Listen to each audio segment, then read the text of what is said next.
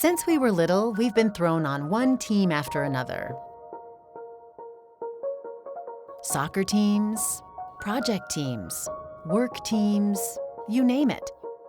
And even though we have lots of experience being on teams, the only advice we've ever been given about how to be a good teammate is to play nice and everything will work out.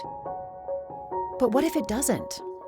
What if people spend more time politicking and posturing? What if people can't agree on which direction to take, so they go nowhere? What if everyone is just looking out for themselves?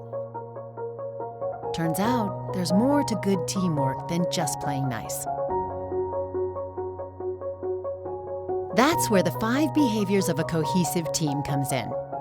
Based on Patrick Lencioni's New York Times best-selling book, The 5 Dysfunctions of a Team, this simple but powerful model consists of 5 behaviors that people can master to become a better teammate and to start building stronger teams.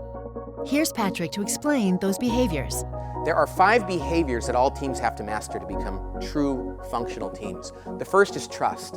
Team members have to trust one another, which means they're vulnerable with one another. Vulnerability, which I think is one of the most important characteristics any human being can embrace in life, is nothing but admitting who you are as a person.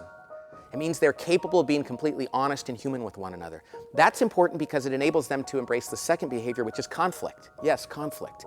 When people are vulnerable and trustworthy with one another, they'll engage in conflict without fear. They'll debate issues, and they'll be totally upfront with one another. As a result of that, they'll be able to embrace the third behavior, which is commitment. They'll commit actively to decisions, and they'll leave the room on the same page, totally committed to follow through on what they've agreed to.